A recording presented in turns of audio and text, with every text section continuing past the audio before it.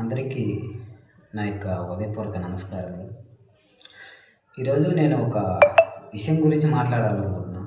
అదేంటంటే, ఈ మండలాలలో ఎవరైతే ఉన్నారో ఎస్సీ సెల్, బీసీ సెల్ అని, అంటే వైసీపీ తరపున కావచ్చు, టీడీపీ తరపున కావచ్చు, ఎవరైతే ఎస్సీ సెల్, బీసీ సెల్ అని చెప్పుకుంటూ పోస్టులు పెడుతుంటారో వాళ్ళ గురించి నేను ప్రత్యేకంగా మాట్లాడాలనుకుంటున్నాను. ఎందుకనంటే వీళ్ళు ఏ పండగలకు, జయంతులకు, వర్ధంతులకు పోస్టులు పెడుతుంటారు. నేను ఎస్సీ సెల్లు, నేను బీసీ సెల్లు, నేను ఈ పార్టీ తరపున ఇంకోటి చెప్తుంటారు. కానీ వాస్తవానికి వాళ్ళు ఏ విధంగా ఉంటారంటే అయ్యా, మీ గ్రామాలలో, మండలాలలో, నియోజకవర్గాలలో ఎస్సీలకు కానీ, బీసీలకు కానీ ఎటువంటి దాడులు జరిగినా, లేకపోతే దురుసుగా ప్రవర్తించిన ఇంకో విధంగా వీళ్ళు స్టేషన్ దగ్గరికి వెళితే వీళ్ళు వ్యవహారం ఎలా ఉంటుందంటే, ఈ ఎస్సీ సెల్, బీసీ సెల్ వ్యవహారం వాళ్ళు కేవలం ఆ పార్టీల తరపునే మాట్లాడతారు. అంటే ఎస్సీ సెల్ అని చెప్పుకుంటారు, బీసీ సెల్ అని చెప్పుకుంటారు. ఆ బీసీల తరపున, ఆ ఎస్సీల తరపున మాట్లాడరు. వీళ్ళు కేవలం ఆ పార్టీలో ఉన్నటువంటి ఎవరైతే మండల నాయకులు, నియోజకవర్గ నాయకులు ఉంటారో వాళ్ళు చెప్పినట్టే నడుస్తారు. కానీ పేర్లకేమో మేము ఎస్సీ సెల్లు, బీసీ సెల్లు అని చెప్పుకుంటారు. ఈ సెల్లులు కేటాయించింది ఎందుకో తెలుసా? అసలు మీరు సెల్లులుగా ఉన్నారు కదా, ఎస్సీ సెల్, బీసీ సెల్ అని. అసలు మిమ్మల్ని ఎందుకు కేటాయించారు, మీరు ఎందుకున్నారు తెలుసా?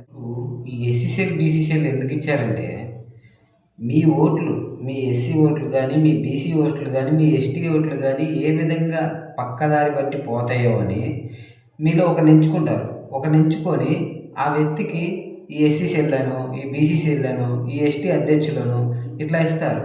ఆ ఇచ్చినప్పుడే మీ ఓట్లు పోకుండా మీరనేది, ఓహో నాకు పదవి ఇచ్చారు, నేను ఎస్సీ సెల్లుగా ఉన్నా, నేను బీసీ సెల్లుగా ఉన్నా, ఈ పార్టీకి నేను సేవ చేయాలి అన్నట్టుగా మీరు పార్టీ కోసం పనిచేస్తున్నారా తప్ప ప్రజల కోసం పనిచేస్తున్నారా?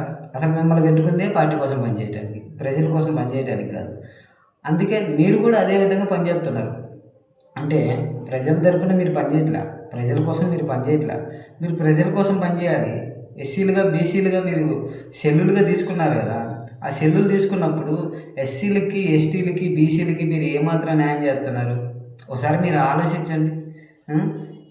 అసలు ఇన్ని దాడులు జరుగుతున్నాయి, ఇన్ని కిరాతకాలు జరుగుతున్నాయి, ఇన్ని దురుసు ప్రవర్తన జరుగుతున్నాయి, ఇన్ని విధాలు జరుగుతుంటే మీరు ఎప్పుడైనా ఖండించారా? మీరు ఎప్పుడైనా అసలు ఈ విధంగా జరుగుతుంటే మన ఎస్సీల పైన, మన ఎస్టీల పైన, మన బీసీల పైన ఈ విధంగా జరుగుతుంటే మీరు ఎందుకు ఖండించలేకపోతున్నారు? మండల అధ్యక్షులుగా, నియోజకవర్గ సెల్లులుగా, సోషల్ మీడియాలుగా రకరకాలుగా ఉన్నారు. ఇన్నిట్లలో ఉన్న మీరు ఇన్ని దాడులు జరుగుతుంటే, మన ఆంధ్రప్రదేశ్ రాష్ట్రంలో ఇన్ని విధాలుగా జరుగుతుంటే మీరు ఎందుకు ఖండించలేకపోతున్నారు? అంటే మీరు బానిసలనే కదా. మీరు కేవలం ఆ పార్టీలకి మీరు బానిసలు. మళ్ళీ గ్రామాలలోకి వచ్చి నేను ఎస్సీ సెల్లుని, మీకు ఎటువంటి విధము కరైనా మేము ఉంటాము అనేసి. ఎందుకయ్యా? ఎందుకు? ఇప్పటికైనా తెలుసుకోండి.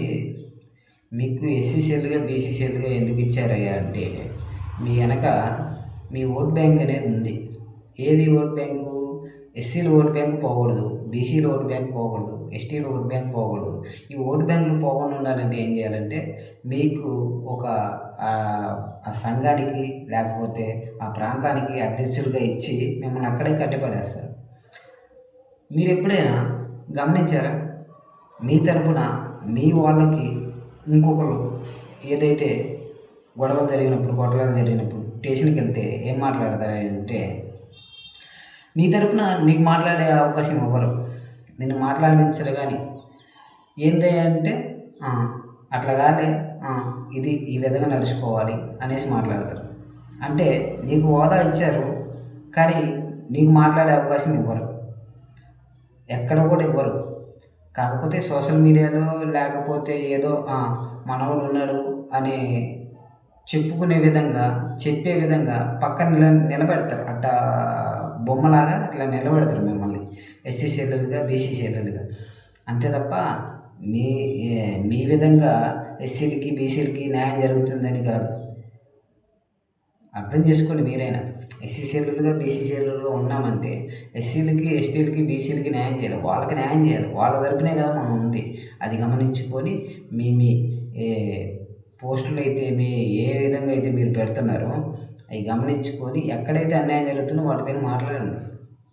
అందుకే కదా మీరు ఎస్సీ సెల్, బీసీ వెళ్ళింది. వాళ్ళ గురించి మాట్లాడినప్పుడు మీరెందుకయ్యా? వాళ్ళ గురించి మాట్లాడండి. ఇన్ని దాడులు జరుగుతుంటే ప్రశ్నించలేకపోతే ఎందుకు? అర్థం చేసుకోండి ఇప్పటికైనా. ప్రజల తరపున మాట్లాడండి. ప్రజల కోసం మాట్లాడండి. నేను ఇదే కోరుకుంటున్నా. జై భీమ్, జై భారత్.